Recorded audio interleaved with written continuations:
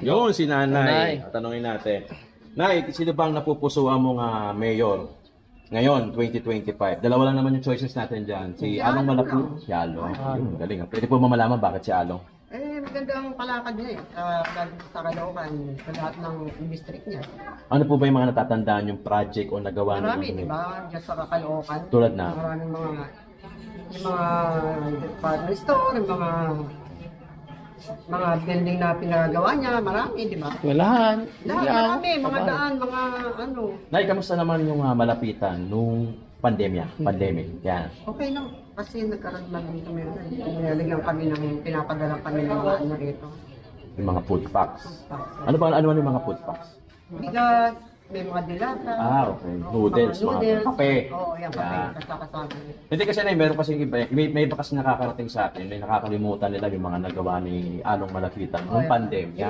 Yung iba. Ano po bang masasabi niyo? Ano bang stand niyo dyan? Sila yun eh, kasi hindi natin ano nila, kami, basta alam namin yung binibigay sa amin, tinutulong sa amin.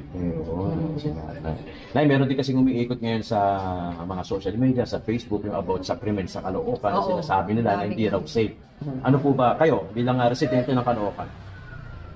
Kasi naman ako dito sa amin, okay lang naman. Sa ibang lugar yan eh. Marami na ngayon lalo yung mga hold up, mga ano, meron yan. Kahit saan naman yan? Kahit sa ano. Sa kadalasan dyan, yung mga nang-hold up, dayo, no? Hindi taga-Caloocan. Hindi taga-Caloocan. Oo. Dito meron daw dyan sa Sangdaan, meron dito sa may, yan sa Halala, minsan meron din na ano dyan. Kaya ang ano niyan, ano bang mga pwedeng, Nay, bilang residente ng Caloocan, ano bang pwedeng mga prevention na tips para maiwasan yung mga... Hindi ba sa barangay naman, mag-survey sila, di ba? Kada... Ronda. Di ba? O yung ganun. Ganon din sa mga kapulisan natin. Di ba? Kailangan may ronda-ronda na sila ngayon eh. Dahil sa may panahon ngayon, ang dami niyan. Lalo na ngayon, yung may nangunguha doon, nauso. Yung bata. Nauso na naman yan. Although dati na yan eh. Oo. Dati na yan ganyan. Tapos nawawala, tapos bumabalik. Ngayon meron na. naman. Saka yung mga riding tandem na nanguhold up, yung mga ano yan. Maraming yun. Paigtingin pa ang mga Di ba sana kapulisan. kung kunin ka na lang yung gusto nila eh, huwag ka na lang papatayin, di ba? Iba. Nag-upgrade na kasi ngayon lang. Dati, pag hold up ka lang, hold up lang. Ngayon, iba na ang ano. Oo nga eh, pinapatayin na. Oo. Rekta na, gano'n. Rekta na. Saka mas maganda niyan, ano yan, parang ano yan lang. Mag-ingat, huwag lumabas pa. Yun nga. Kaya mga bata, kailangan talaga. Dito, may karap ngayon, alas 10 eh. Meron dito. Pagdating nga alas 10, pinakasap na yun. Hindi na pwedeng lumabas yung mga 18 below. Yes. Kaya nang makatigas ang ulo, hindi mo na Nakakaligtas. Kasi hindi mamabantayan ng barangay ng 24 hours. Sa Lerma, hindi masala. Meron din. Oo. Hindi mo masabay yung mga bata. Ayun, Nay. Pero Tama-tama. dito rin sa amin, okay lang. Lagi naman nanonood sa amin si... Baka meron kang mensahe o gustong sabihin sa kanya kung mananalo sa susunod. Ayun, ganun lang. Basta pag nanalo siya sa susunod, huwag niya rin kalilimutan. Siyempre, yun lang, Diba? paupo sa kanya. Oo, yung mga sumuporta sa kanya. Yung mga project niya, okay sa inyo.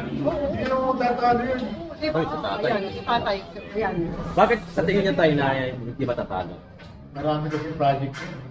Maraming nagawa. di ba? Marami nagawa. Kaya tayo tatakbong kalaban yung mayor. Ayun, ngayon nga, tayo. Ano bang opinion niyo dyan bilang residente ng Caloocan? Sino ba yan? Si Trillanes, yung gustong hawakan ng Maynila. Ayan, hawakan ng Caloocan. Oo, di ba? Kahit Yan, kailan, marami siya alam. nalunod sa baluarte ni Along. Saan po ba yung baluarte ni Along? Sa ano? District, ano ata yun? Doon walang talo siya Along. Dito hindi naman matatalo rin dito. Ano pa? Talaga? District 2 ba to? Oo. Hindi matatalo dito. Ano ba tayo yung mga projects? Ano ba yung sinasabi niya magpapatibay sa inyo na hindi matatalo si Along? Ano po ba yun? Una, yung palakad niya, napakaganda. Saka yung mga project na nagawa niya, matulungin. Kumbaga may resibo, no? May resibo na siya.